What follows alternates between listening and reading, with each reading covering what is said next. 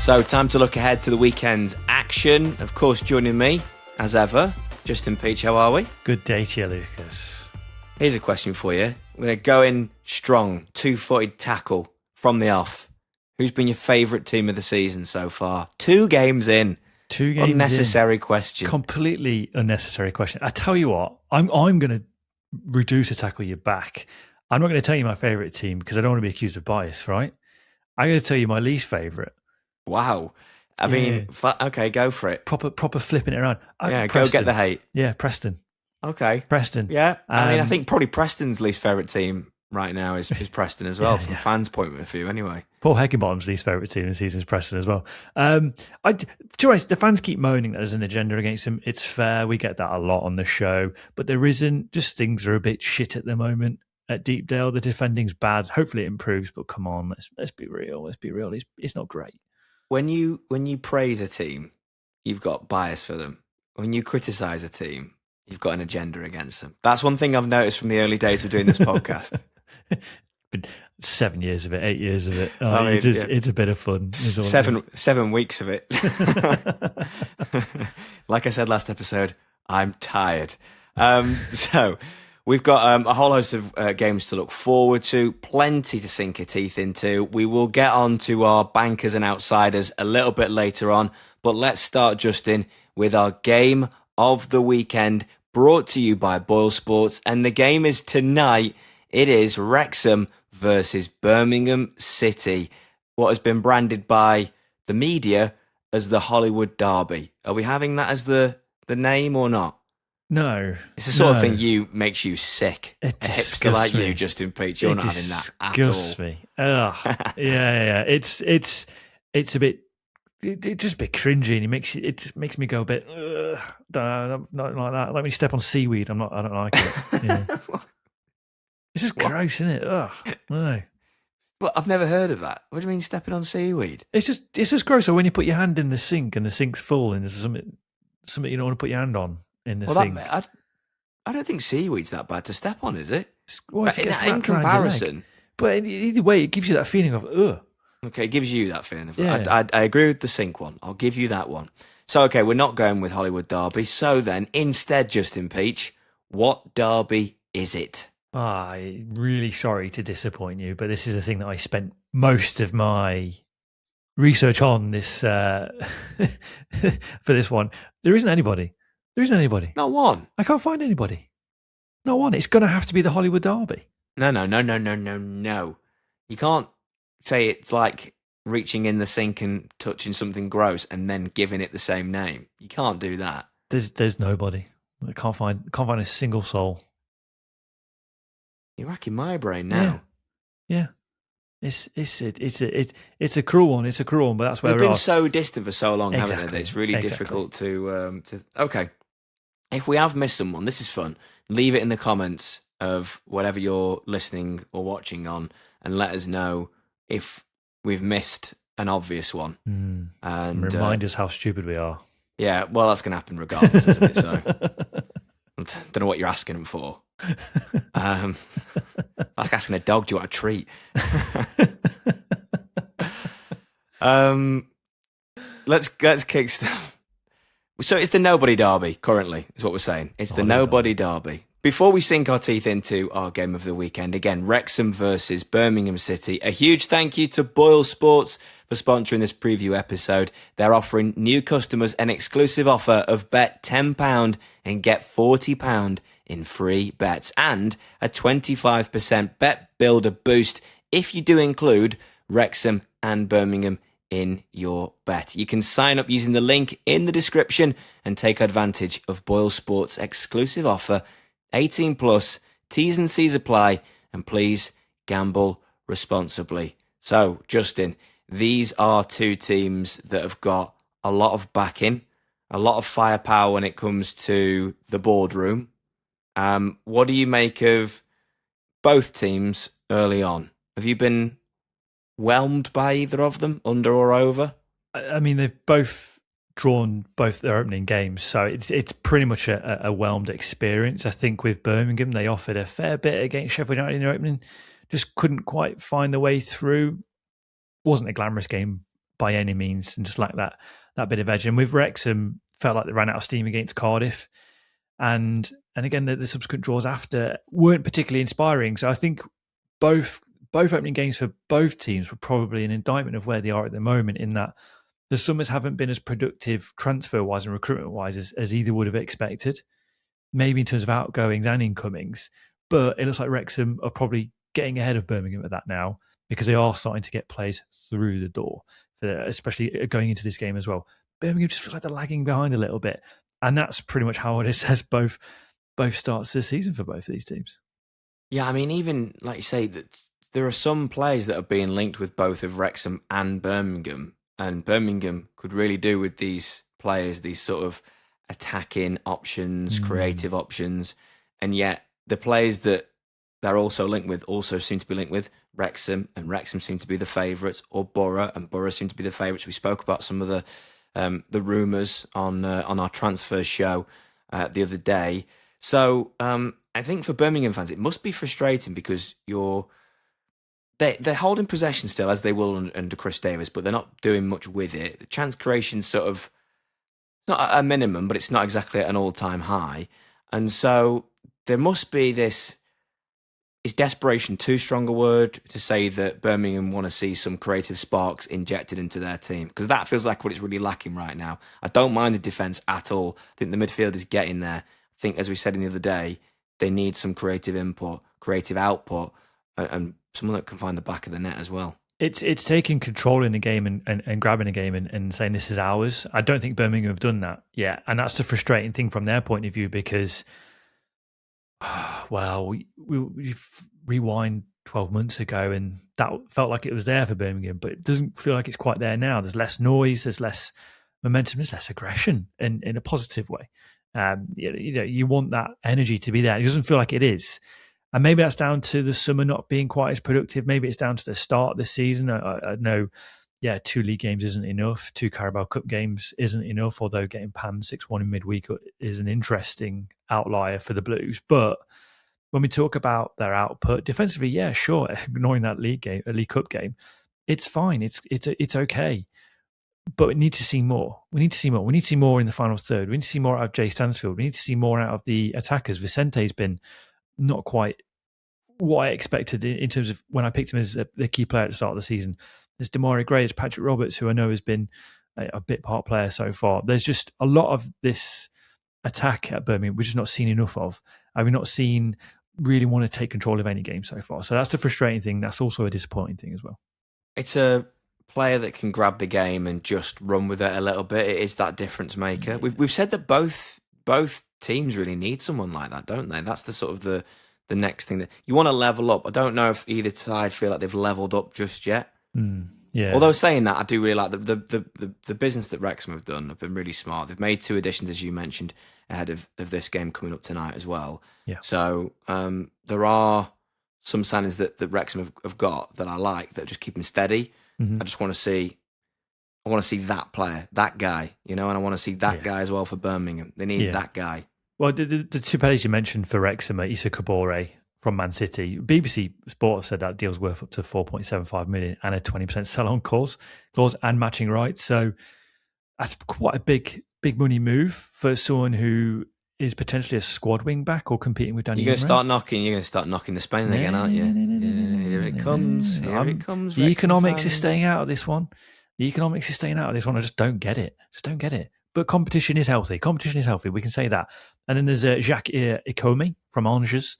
He was in the last year of his contract, which the economic side of it makes sense. He attracted interest from West Ham and Hamburg in Germany as well. So clearly a player who is well liked. But whether these two are going to be ready for this game or not is another question. Whether they sign in time is another question.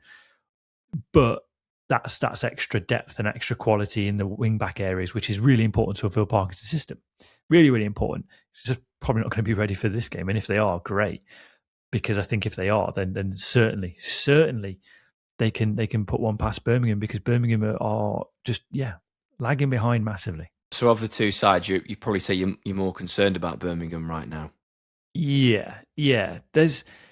I know we've got doubts over Phil Parkinson at Wrexham, but it feels don't like... we? No. We, mate. Before you jump on at me and come at me, for any slander, like, and I know you said, I actually jumped on you then prematurely. Yeah, wow, ouch. That was a royal we, and you like Phil Parkinson.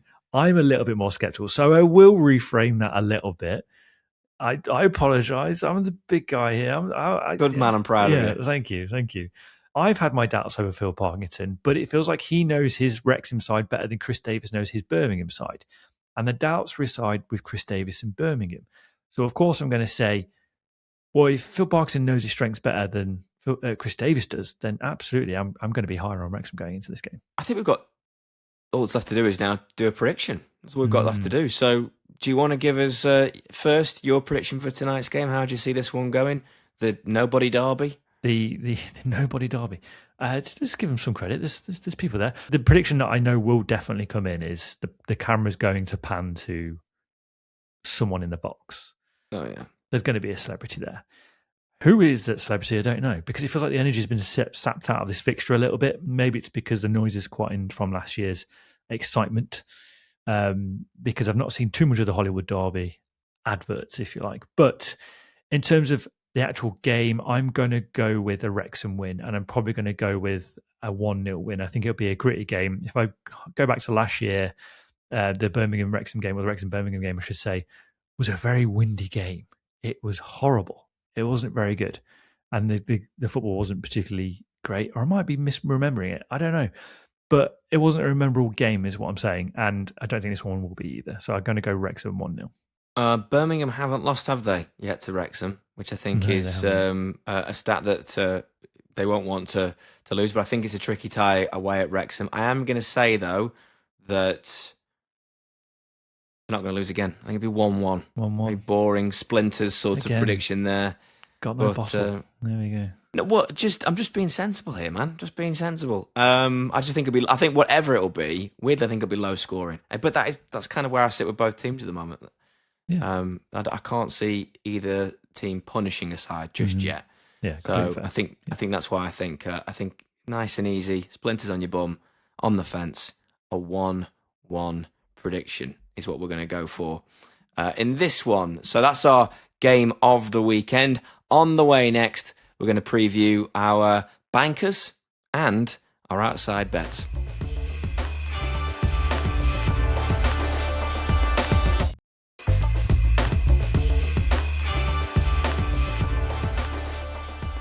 Right, let's have a look ahead at the other games this weekend. In each preview episode, you may know by now of the second tier, Justin and I will each pick a banker, a team that we think is almost guaranteed to win, although there are no guarantees in the Championship, based on the odds from our friends at Boyle Sports, as well as an outsider. So that's someone who we think is going to win, but the odds at Boyle Sports swing favourably to the opponent. We're going to do a forfeit halfway through at the end of the season, and we're taking suggestions still for those. So do sign up to our Patreon with the link in the description if you want to join the community, the second tier family, and also suggest some painful punishments for Justin or I to take up.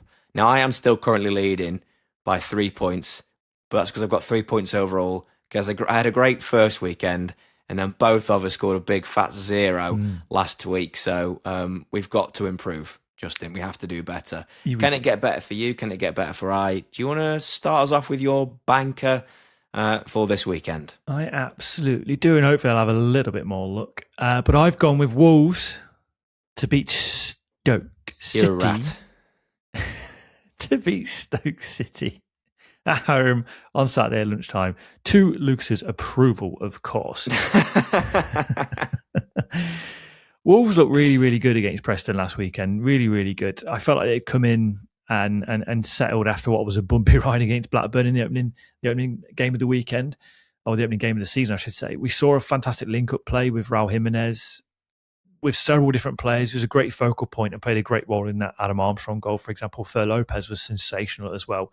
And right now, I think it's a really good time to play Stoke. I know it sounds ridiculous to say, but there's a little bit of unrest amongst the fans. Sing another song. Listen. There's no Stoke hate here. I'm just seeing it as it is. It's just a bit crap at the minute, right? It's just a bit shit. Come on, correct me if I'm wrong. I think Wolves will win 2-1. Coward.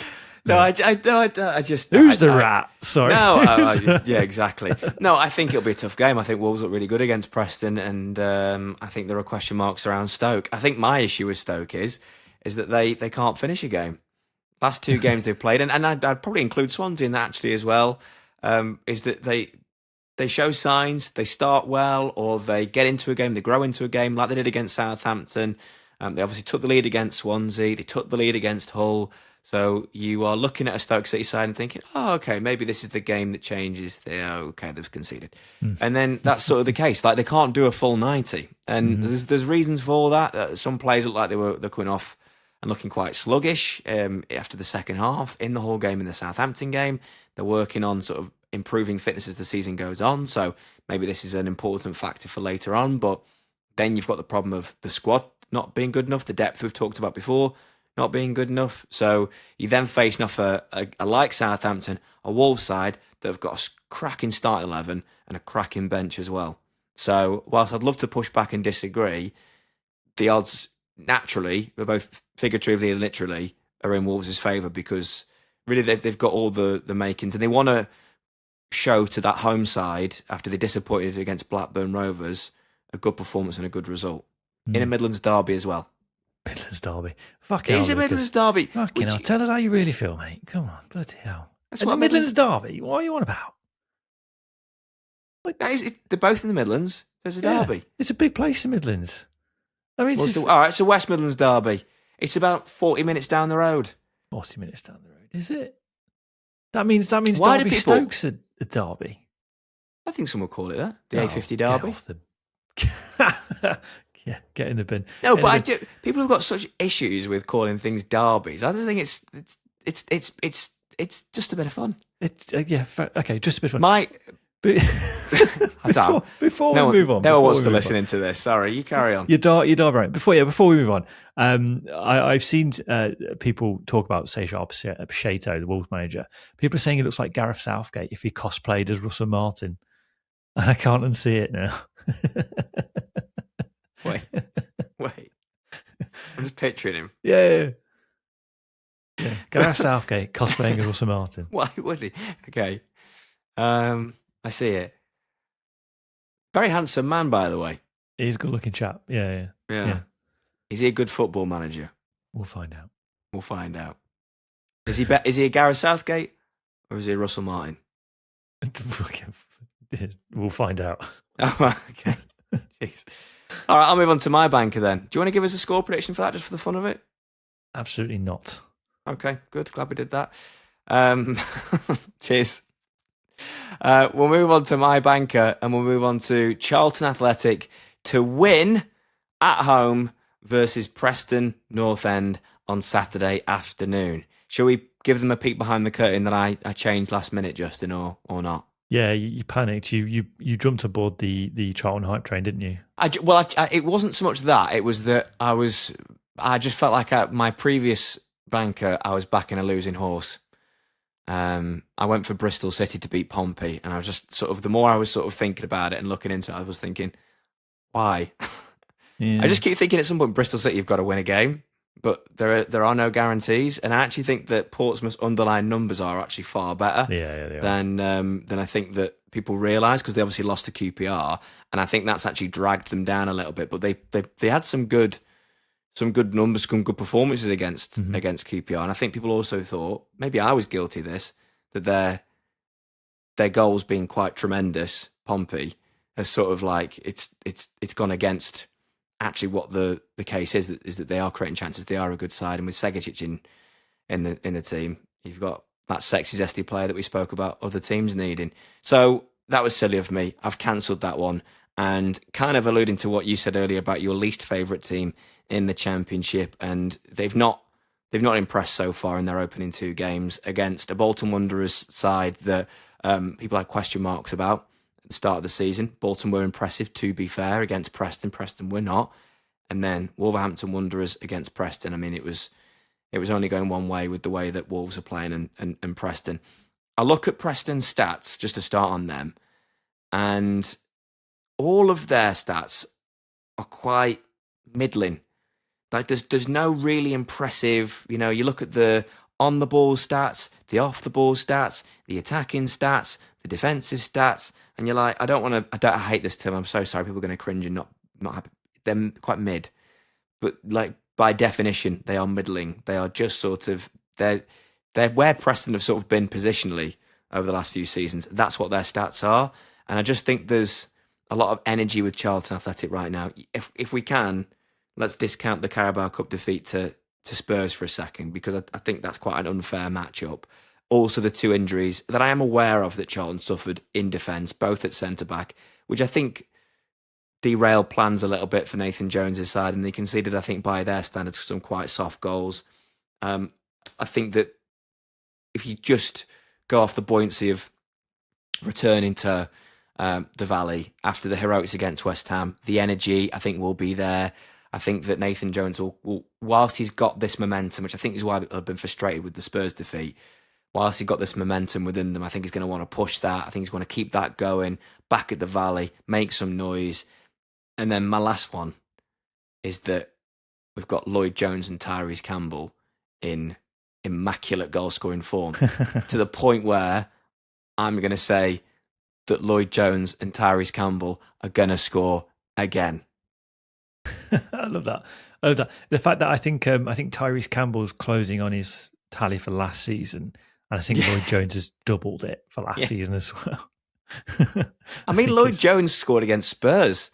Yeah. Just because he can. Yeah. So, I mean, he's doing it. He's scoring against Preston too. Yeah, we waxed lyrical about Lloyd Jones on our weekend show last weekend after his great display against West Ham, goal aside. Likewise with Tyrese Campbell, I don't think we've spoke about enough, but he's been bloody good. He changed the game so quickly against Derby on the opening day, and he did the same against West Ham as well. And I think when you've got players in form like that, they can switch a game. But it's others like Sonny Carey who's really, really impressed me last season, but also he started the season fairly well. And likewise, Miles Leaburn, who came on against Derby and was brilliant, started against West Ham and was a handful. And against Preston, who can't defend for shit at the moment, and I'll be blunt about it, they cannot defend for love nor money. Leaburn's going to really, really occupy them. And I think, on the face of it, I think it's a good pick. Yeah. Thank you for being so kind. I'm going to say 2-1 to Charlton, just because they've been doing it so far already. So let's start as we mean to go on. So that's my banker, Charlton Athletic to win at home to Preston North End on Saturday afternoon. It's now time for our outsiders. Before we do get into them, Justin, I think weirdly the outsiders at the moment feel easier to pick than the bankers. It was a weird because weekend. you're acknowledging as well, aren't you, that anything could happen. Mm-hmm. Whereas to say definitively this team will beat this team, like I'm backing Charlton, I feel confident about Charlton, but I genuinely wouldn't be surprised if there was a Preston win there. Yeah, I'd be surprised if Stoke won, but let's say I'd be surprised if I wouldn't be surprised if Stoke won. We're at that stage of the season where no team is a guarantee right now. No, there's that, but I think generally speaking, picking outsiders this weekend was pretty hard. Picking bankers wasn't particularly easy either, because there's not a really sort of strong outlier at home at the moment, or at least this weekend. But we are only 2 games in. So yeah, it was a tricky game, tricky weekend to actually just make picks generally, and I think that's owing to we've only got 3 teams who've got 100% records at the moment. Yeah. Competitive nature of the league. It's worth a mention. Yeah. Well, one of those teams is Charlton, and your outsider Justin Peach, yes, with another 100% record. Another 100% record. I've gone with Millwall to win away at Southampton on Saturday afternoon. The curse is coming. I promised last week, I said in jest, I'm going to pick Millwall. And I'm picking Millwall. But it's an outsider, so I have some leeway with said curse of picking a team and they're going to lose. They're not going to lose. They're going to win Millwall because I picked them. So I am sorry if you're impacted by it, but he won't be. I should actually be happy, shouldn't I, with my Stoke City hat on, that you picked them to lose. There you go. First 3 points of the season. Mark Robbins. About that. Mark Robbins can send his check in the post. But with Millwall, it's a very, very obvious one. Even though they are playing at Southampton, Millwall have been sensational. They have. And I know it's 2 games, but 6 goals. 6 points, 5 goals scored, 0 conceded, highest XG created in the division, and have created 10 big chances so far this season. That's the most in the division. So they've been so good in the first 2 games. With Southampton, I like how they played in parts against Stoke and maybe against Watford on the opening day, but I haven't seen them hit their best over 90 minutes yet.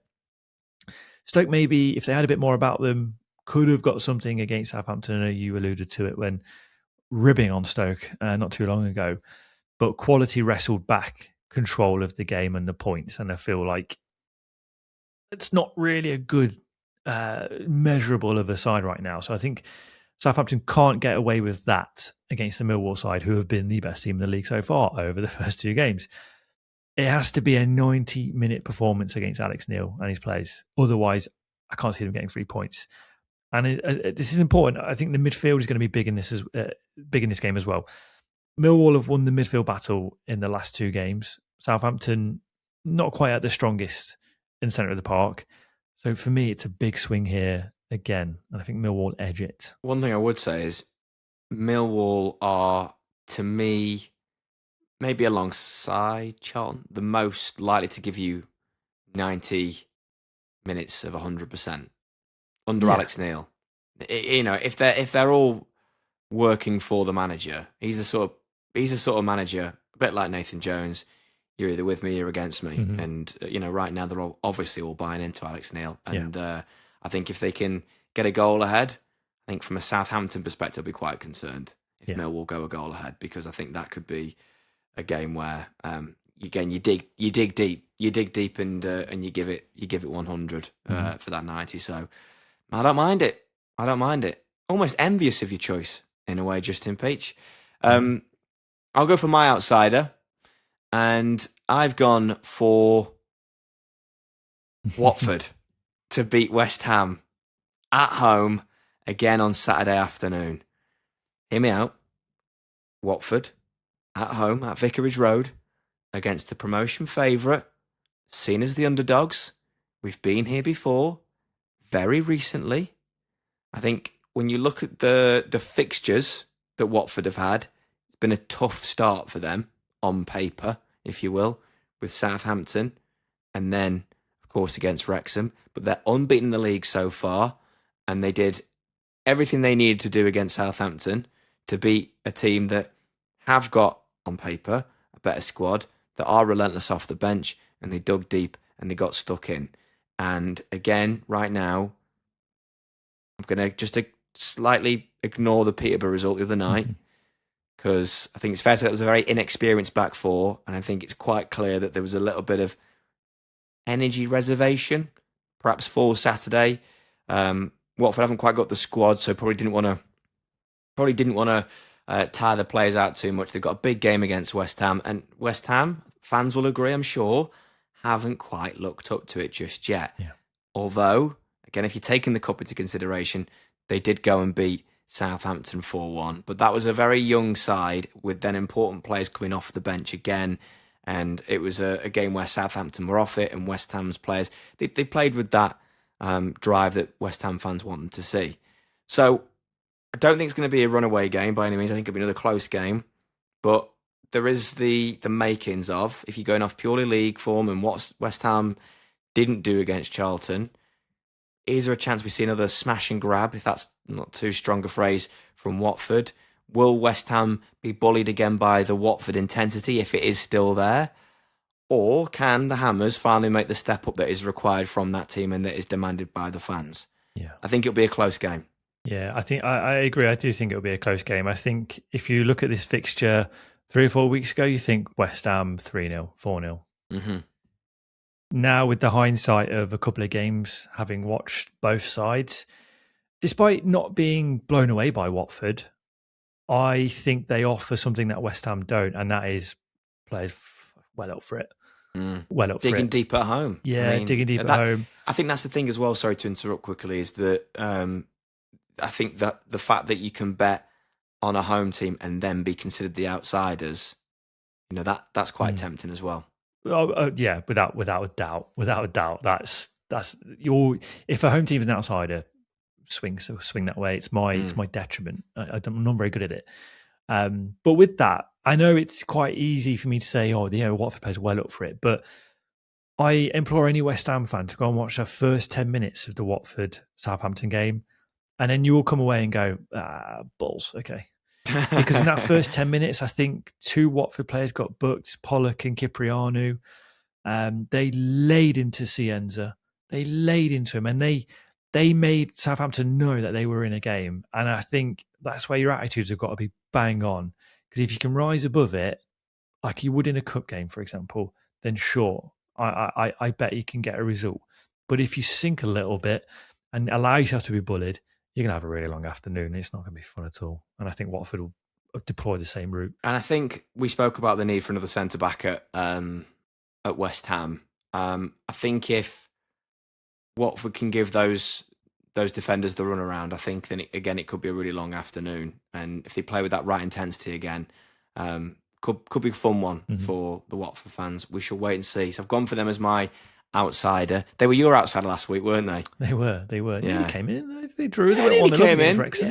Yeah. Well, I'm hoping it'll come in for me this time, and we'll take some nice, much needed points on the board if they do come away with 3 points at home against West Ham United. So they are our outsiders and our bankers. All right. Well, if you do decide to use this as an accumulator, a £10 bet could fetch you a return of £378 with our friends at Boyle Sports. And of course, don't forget they're offering new customers an exclusive offer of bet £10 and get £40 in free bets and a 25% bet builder boost if you include Wrexham and Birmingham. You can sign up using the link in the description and take advantage of Boyle Sports' exclusive offer.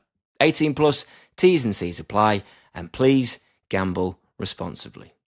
All right, to wrap up with our preview, Justin, let's go through the rest of the predictions for the weekend. We'll start with the other 12:30 fixtures. Of course, one of those is Wolverhampton Wanderers versus Stoke City, which we've covered. The big one at 12:30 that I'm looking forward to is Middlesbrough versus West Bromwich Albion. Yeah, it's a big one. It's a big one. It's a really, really big game and tasty. Tasty. It's one of expectation between two sides as well. West Brom started really well this season, really well, and Middlesbrough started okay, not quite getting into the flow, but a lot of hysteria that doesn't need to be there surrounding Borough. It will come at some point. The good times, that is. The goals, they got to click. They got to click. The clicking will come. The clicking will come. But I'm going to go with a 1-1 draw with this one. I don't think that's a bad result for either side. Okay, you said I was boring earlier for saying 1-1, so I'm going to let you have that. And I'm gonna stick my neck on the line here. How much do I buy into it? I think I'm annoyingly more in your 1-1, but I'm gonna go neck on the line. I'm gonna say Baggies win 1-0. Wow, West Brom win 1-0. Yeah. That is neck on the line. Don't love it, Borough fans, so don't get mad at me, please. Other 12:30 game is Derby County against Swansea City. What are you feeling for that one, Justin Peach? Well, it's destined to be 0-0. Going to be honest with you.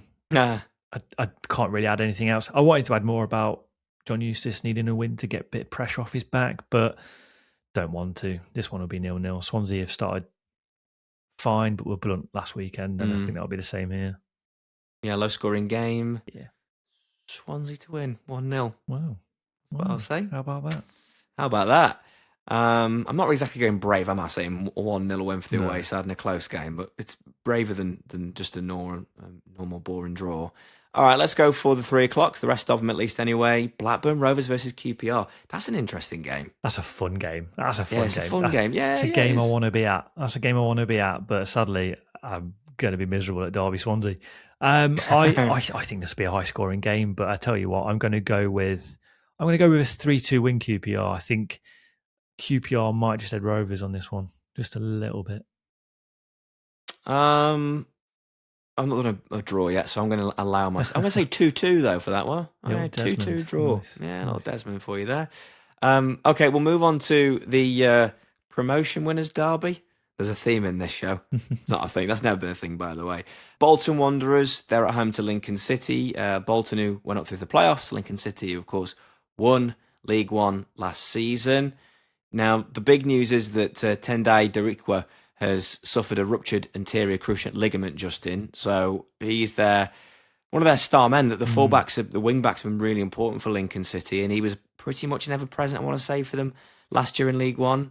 And he's going to miss the remainder of the season now. It's a big blow for Lincoln, that one. Yeah, huge blow, and he's captain as well. So they lose a leader, which is disappointing, especially when you come up from League One. You need big characters around. So him to suffer that is disappointing. Is frustrating. I think going to the game itself, looking at performances from each side, we've seen two different performances from both teams, which for me is really hard to actually try and pinpoint who's going to win this one. So again, I'm going to be on the fence with this. I'm going to go 2-2. I think.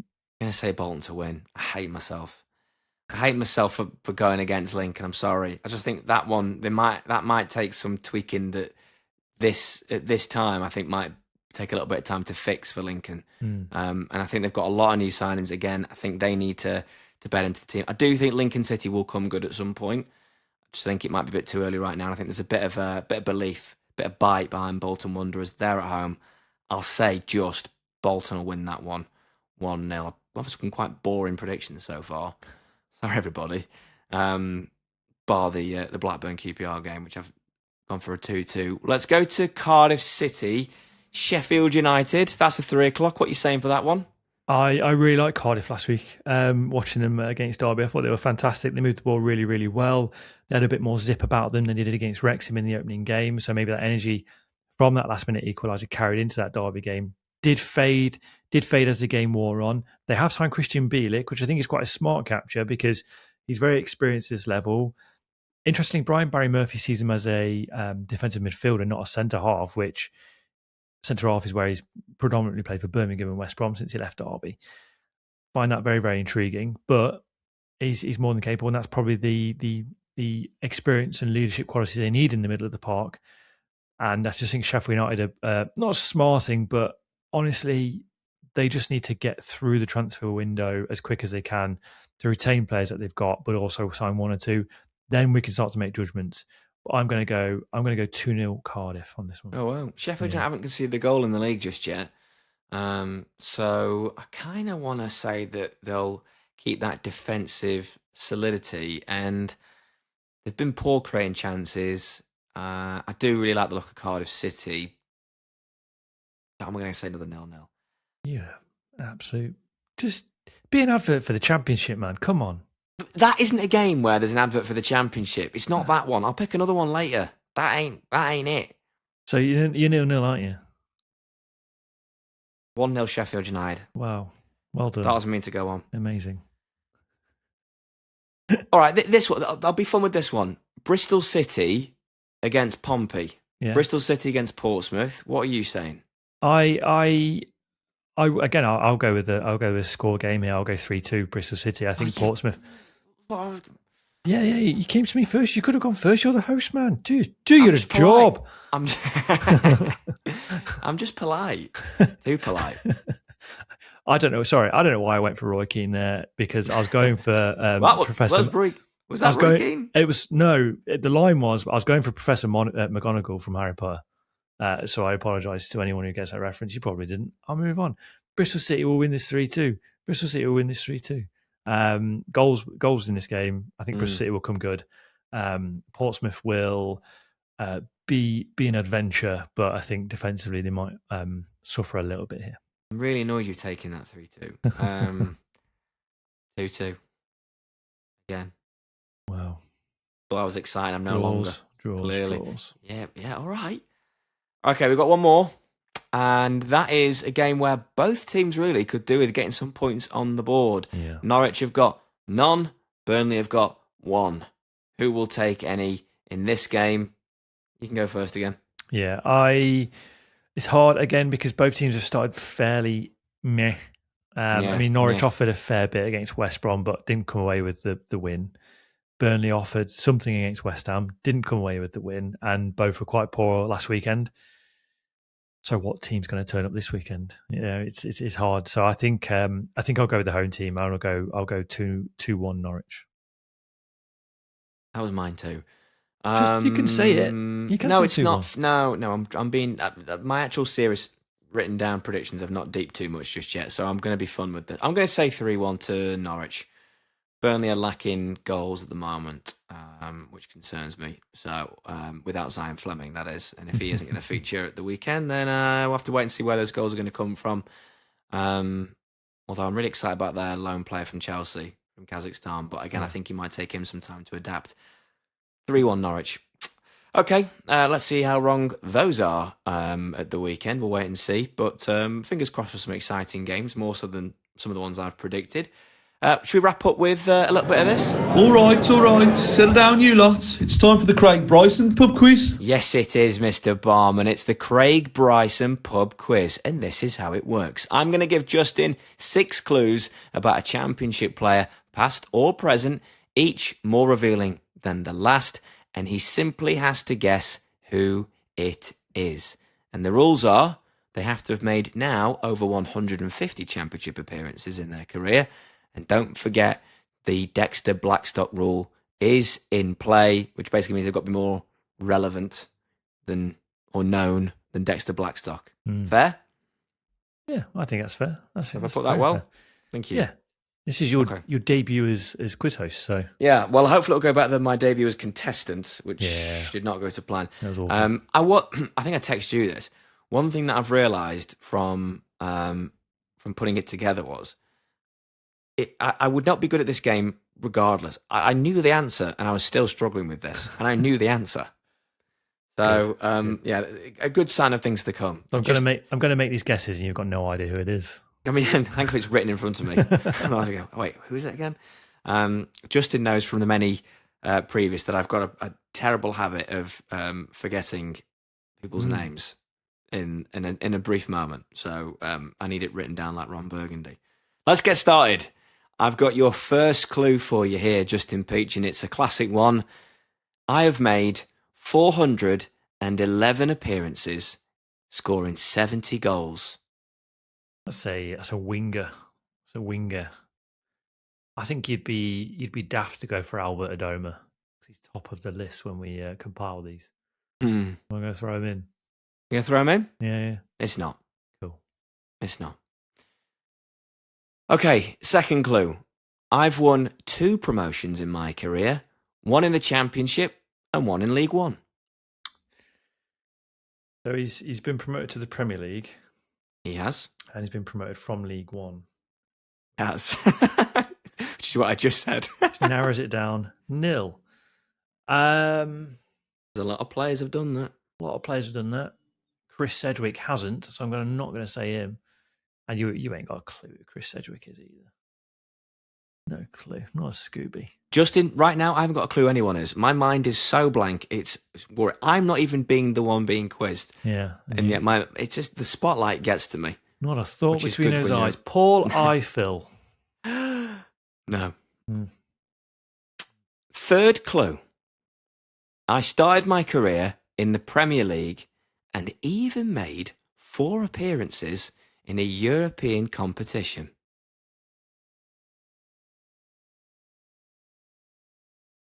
Four appearances in European competition. Has he come through on United's books? It feels like it's one of those kind of guys. Not Liverpool. Liverpool are shit at that, weirdly. Give me the next clue. Give me the next clue.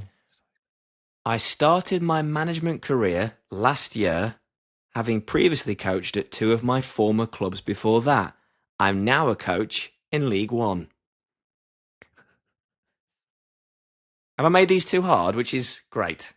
You have, because I don't even know who this guy's played for.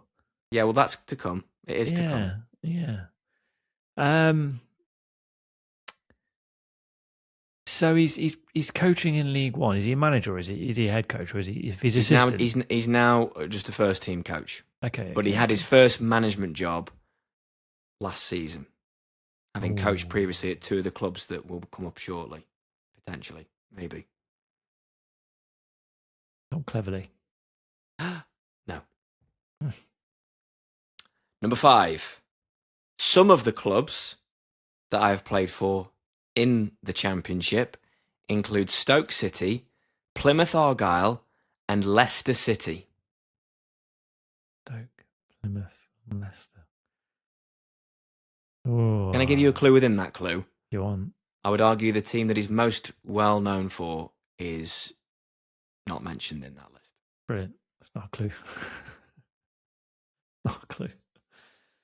Okay, so he's played for Stoke, Leicester, and who? Plymouth, you say? Plymouth Argyle. Plymouth Argyle. And he's now coaching in League One, which narrows it down to 24 people.